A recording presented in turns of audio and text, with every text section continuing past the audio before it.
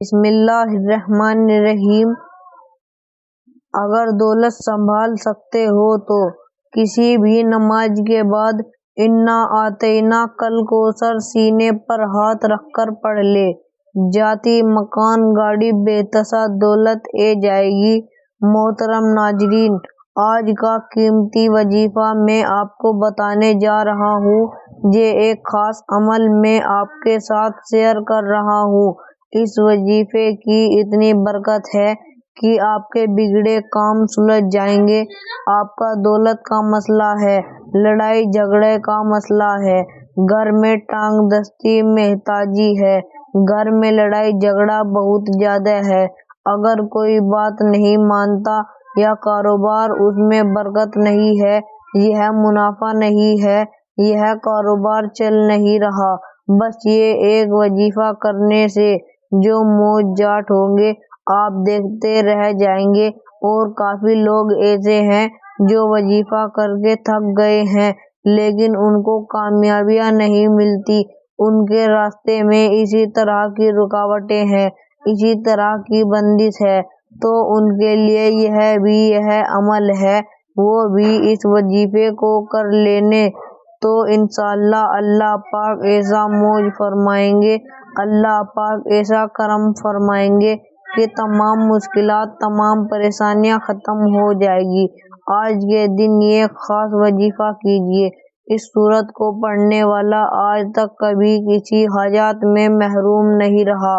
اس آیت کو پڑھنے والے کو مانگنا نہیں پڑتا اور اسے مل جاتا ہے۔ میرے بھائیوں نے نبی کریم صلی اللہ علیہ وآلہ وسلم نے فرمایا، عبدل بن کیسے، کیا میں تمہیں جنت کے خزانے میں سے ایک خزانے کا متعلق میں بتاؤں؟ میں نے عرض کیا، یا رسول اللہ صلی اللہ علیہ وآلہ وسلم، کیوں نہیں، ضرور بتائیے۔ تو آپ صلی اللہ علیہ وآلہ وسلم نے فرمایا، تم کہو، لا حول ولا قوة باللہ، نہ گناہ سے بچنے کی ہمت ہے، نہ نیکی کرنے کی طاقت، مگر اللہ کی توفیق صحیح ہے۔ بخاری اور مسلم نے اس کو روایت کیا ہے۔ تو میرے بھائیوں، آج کا یہ وظیفہ ہے، اس کو کتنی تعداد میں پڑھنا ہے، کس وقت پڑھنا ہے، اور اس وظیفہ پڑھنے سے کیا کیا فوائد آپ کو ملیں گے۔ آج کی اس خاص ویڈیو میں ہم آپ کو اس کے متعلق سب کچھ بتائیں گے۔ حضرت پاک صلی اللہ علیہ وسلم کا ارشاد ہے، اے لوگو، اتنی عبادت کرو جو قابل برداشت ہو، کیونکہ اللہ ثواب دینے سے ہی نہیں رکتا، یہاں تک کہ تم خوب عبادت کرنے سے اتجوگی۔ اب آپ نے اس سورت کو کیسے پڑھنا ہے، کس ترتیب سے پڑھنا ہے، یہ اب طریقہ، یہ وظیفہ ہے، اس کو کتنی تعداد میں پڑھنا ہے، کس وقت پڑھنا ہے، اور اس وظیفہ پڑھنے سے کیا کیا فوائد آپ کو ملیں گے۔ آج کی اس خاص ویڈیو میں ہم آپ کو اس کے متعلق سب کچھ بتائیں گے۔ حضرت پاک صلی اللہ علیہ وسلم کا ارشاد ہے، اے لوگو، اتنی عبادت کرو جو قابل برداشت ہو، کیونکہ اللہ ثواب دینے سے ہی نہیں رک سکتا، یہاں تک کہ تم خوب عبادت کرنے سے اتجوگی۔ اب آپ نے اس سورت کو کیسے پڑھنا ہے، کس ترتیب سے پڑھنا ہے، یہ اب طریقہ جان لیجیے۔ اب تک آپ کو طریقہ پتہ نہیں ہوگا، پھر عمل اثر نہیں کرتے، کچھ خاصیت ہوتی ہے، تو اب اس کا طریقہ کار جان لیجیے۔ احتیاط میں سب سے پہلے یہ ہے کہ کسی وقت آپ کو اس عمل کو کب کرنا ہے۔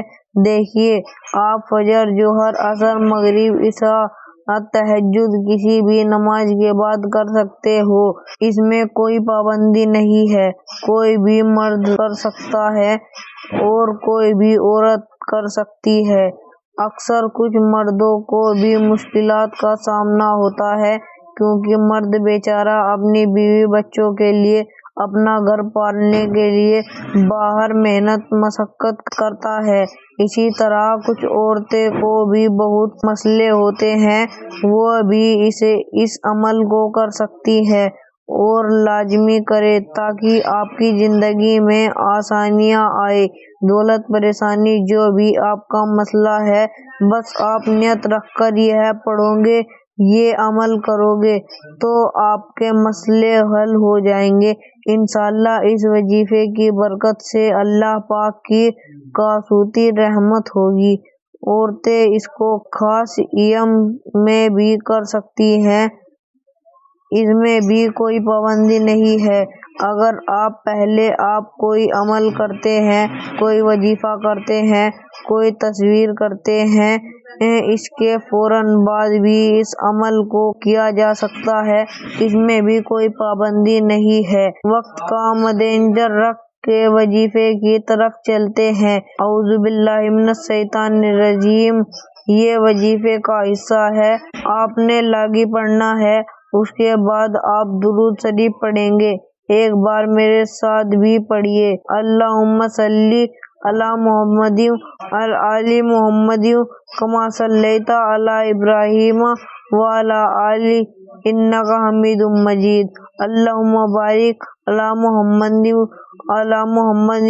حامدیہ درود پاک 7 بار پڑھنا ہے آپ صلی اللہ علیہ وسلم کی ذات پر، اور اگر کسی میرے بہن بھائی کو یہ درود پاک نہیں آتا، سبھی پڑھ سکتا ہے جو اس کو آتا ہے، اور اگر کوئی بھی نہیں آتا تو وہ اتنا کر سکتا ہے صلی اللہ علیہ وسلم۔ اس کے بعد آپ نے یہ سورت پڑھنی ہے، قرآن پاک کی سورہ کوثر کے نام سے بھی ہم جانتے ہیں۔ اس سورت کو آپ نے کب پڑھنی ہے اور کیسے پڑھنی ہے، کتنی بار پڑھنی ہے، سب طریقہ بتاؤں گا انشاءاللہ جب آپ اس وظیفے کو کریں گے۔ یہ سب پریشانیاں آپ کے اوپر سے دور ہو جائیں گی۔ اللہ پاک اسی صورت میں ہمیں یہ کر رہے ہیں کہ ہم غمگین اور اداس نہ ہو، کیونکہ ہر مصیبت کے بعد آسانی ہوتی ہے۔ لہٰذا اگر کوئی اللہ تعالیٰ کے دین پر ایمان رکھنا ہے، اللہ تعالیٰ کے بڑوں پر کامل بھروسہ رکھنا ہے، اور اللہ تعالیٰ کے کلام اور رسول صلی اللہ علیہ وسلم کی باتوں پر مکمل یقین رکھنا ہے، تو وہ مصیبت کے بعد آسانی ضرور دیکھے گا، اور اس کی زندگی میں تنگی کے بعد خوشحالی ضرور آئے گی۔ آپ نے اس سورت کو صرف 21 بار سینے پر ہاتھ رکھ کر پڑھنا ہے، اچھی طرح پڑھنا ہے، اور جب آپ اس کو پڑھیں گے آپ کے ذہن میں آپ کے مقصد ہو، جو آپ کے لیے جاٹ بنی ہوئی ہے، جو آپ کھجتے ہو، آپ یقین اس نیت سے ہی کریں گے کہ آپ تمام مسئلے دور ہو جائیں گے۔ اب اپنے وہیں بیٹھے جگہ چھوڑے بغیر ولا حول ولا قوت الا باللہ العلی العظیم، لا حول ولا قوت الا باللہ، صرف اتنا پڑھنا ہے کہ میں پورے یقین ایک قابل سے کہتا ہوں کہ اس تصویر کو ہر کوئی جانتا ہے۔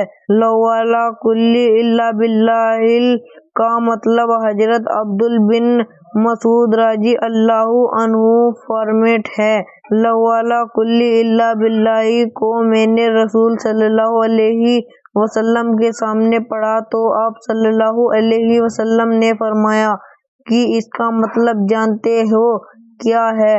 میں نے عرض کیا اللہ اور اس کے رسول صلی اللہ علیہ وسلم کے علیہ وسلم خوب جانتے ہیں۔